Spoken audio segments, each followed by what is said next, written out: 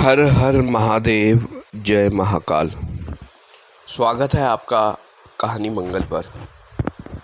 आप देख रहे हैं आपका अपना चैनल कहानी मंगल।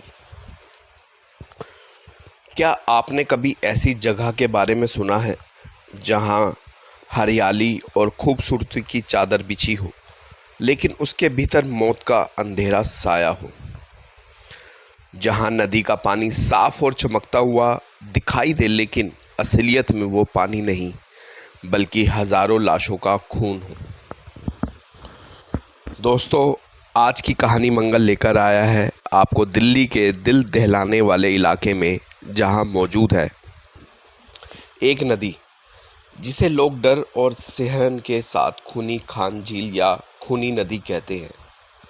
यह नदी सिर्फ एक जलधारा नहीं बल्कि एक ऐसी खूनी कब्रगाह है जिसमें 1857 की क्रांति के शहीदों और अंग्रेजों की लाशें फेंकी गई थी। कहते हैं उन लाशों की आत्माएं आज भी इस नदी से बंधी हुई है और हर रात चीखों, रोने और करहाओं की आवाज़ें हवा में तैरती हैं।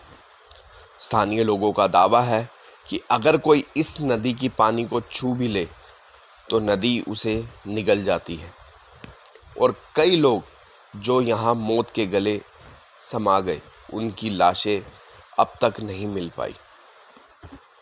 तो तैयार हो जाइए, क्योंकि आज की कहानी में हम उतरने वाले हैं खूनी नदी के उस रहस्य में जहाँ पानी की हर लहर आपको पैरों के नीचे से किसी का हाथ पकड़ सकती है, जहाँ हर रात की खामोशी में अचानक किसी की चीख गूंज सकती है और जहाँ जाना जिंदगी से हाथ धोना हो सकता है। यह है खूनी नदी, लाशों का शाप।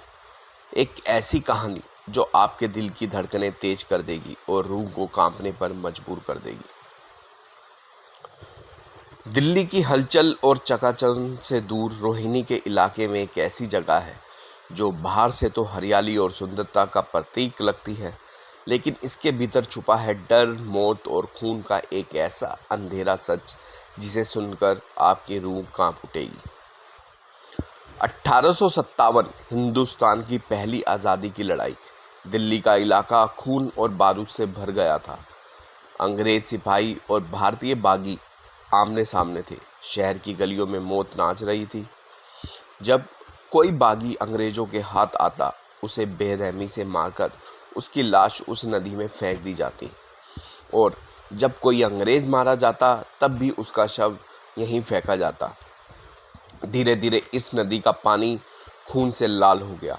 स्थानीय लोगों ने इसे देखना बंद कर दिया और बच्चे पास नहीं जाते थे और बड़े भी इसे और जाने से कतराते थे। लोगों का कहना है हजारों लाशें इस नदी में बिना अंतिम संस्कार में फेंकी गई। जिन आत्माओं को शांति नहीं मिली वह यहीं भटकती रही। तभी से यह नदी खूनी नदी कहलाने लगी। आज भी रोहिणी के लोग मानते हैं कि नदी के पानी को छूना मौत को बुलावा देना है। अगर कोई अकेला इस ओर जाए तो वह जिंदा लौटकर नहीं आता। रात के समय यहाँ से चीखने, रोने और घुटने की आवाज़ें आती हैं। कई लोगों ने दावा किया कि उन्होंने पानी के ऊपर सफ़ेद कपड़ों में परछाइयाँ तैरते देखी है। कुछ ने कहा पानी के अंदर से कोई हाथ पकड़कर खींचता है। साल 2017 रोहिणी के 3 दोस्त आकाश, राघव और सौरभ बाइक से घूमते घूमते इस नदी तक पहुंच गए। उन्होंने पहले भी इसके किस्से सुने थे, लेकिन उन पर हंसते थे। यह सब अंधविश्वास है। आकाश ने हंसते हुए कहा, चलो आज देखते हैं असली में क्या है। राघव बोला। तीनों ने किनारे बैठकर बियर खोली और मजाक उड़ाने लगे। रात गहराती चली गई। तभी सौरभ ने अचानक देखा पानी के बीचों बीच कोई औरत सफ़ेद साड़ी में खड़ी है। भाई वो देखो। सौरभ कांप उठा। आकाश और राघव हंस पड़े। भूतनी दिख रही है तुझे, पीकर नशा चढ़ गया है, राघव बोला। लेकिन अगले ही पल पानी में से लाल आंखों वाली वही औरत किनारे की तरफ बढ़ने लगी। हवा का रुख बदल गया। ठंडी लहरें चलने लगी। आकाश डरकर बाइक उठाने लगा, लेकिन तभी सफ़ेद हाथ पानी से निकलकर उसके पैर पकड़ लिया। बचाओ बचाओ आकाश चिल्लाता रहा, पर कुछ ही पल में वह पानी के अंदर खींच लिया गया। राघव और सौरभ ने भागकर पुलिस को खबर दी, लेकिन तब गोताखोरों ने अगली सुबह नदी की तलाशी ली तो आकाश की लाश तक नहीं मिली। इस घटना के बाद से लगातार अजीब मौतें होने लगी। एक कॉलेज स्टूडेंट झील में गिर गया, उसका शरीर कभी नहीं मिला। एक बुजुर्ग यहाँ टहलते टहलते लापता हो गए। कई लोगों ने किनारे खून के धब्बे देखे। स्थानीय लोग कहते हैं यह नदी सिर्फ पानी नहीं है, यह आत्माओं की भूखी कब्र है। साल 2021 दिल्ली विश्वविद्यालय के रिसर्चर अनामिका वर्मा ने खूनी नदी पर स्टडी शुरू की। वह कैमरे और उपकरण को लेकर अपनी टीम के साथ यहाँ पहुंची। रात 12 बजे उन्होंने रिकॉर्डिंग शुरू की। मशीनों में अचानक अनजानी आवाज़ें रिकॉर्ड होने लगी। हमको शांति दो, हमको जलाओ, हमारे खून का बदला लो। अनामिका ने देखा पानी पर सैकड़ों परछाइयाँ तैर रही हैं। कुछ के चेहरे जले हुए थे, कुछ के सिर कटे हुए। उसकी टीम दहशत में भाग खड़ी हुई, लेकिन अनामिका वहीं खड़ी रही और बोली, तुम्हें मुक्ति चाहिए। अचानक पूरा झील लाल रोशनी से भर उठा। अनामिका बेहोश होकर गिर पड़ी।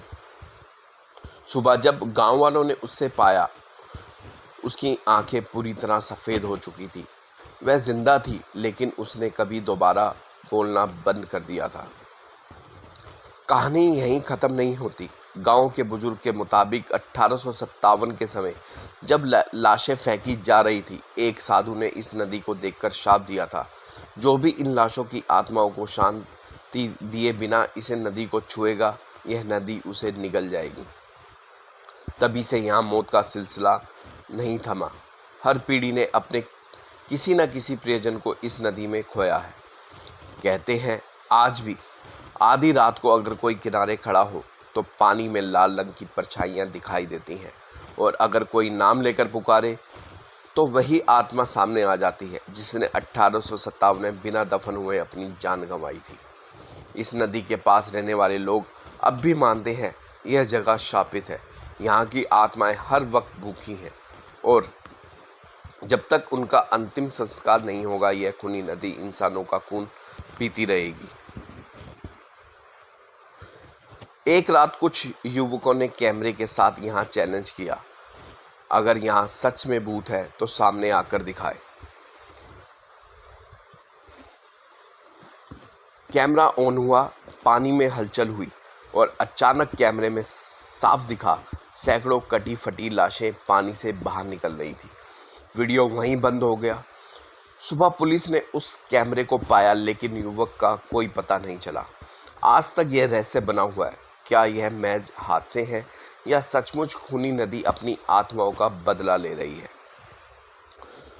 यह थी दिल्ली की खूनी खान झील, खूनी नदी की सच्चाई। एक ऐसी जगह जहां खूबसूरती सिर्फ छलावा है और भीतर छुपा है मौत और आत्माओं का काला सच।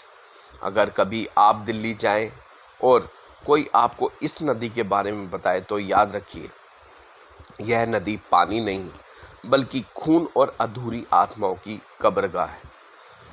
खूनी नदी लाशों का शाप सुनकर अगर आपकी रूह कांप गई हो तो सोचिए वहाँ जाकर क्या होता होगा। तो वीडियो को लाइक और चैनल को सब्सक्राइब कीजिए। मिलेंगे नेक्स्ट वीडियो में एक नए रहस्यमय कहानी के साथ, एक नए सच और डर के साथ। तब तक आप अपना और अपने परिवार का ध्यान रखिए और एक बार ज़रूर बोलिए हर हर महादेव, जय महाकाल।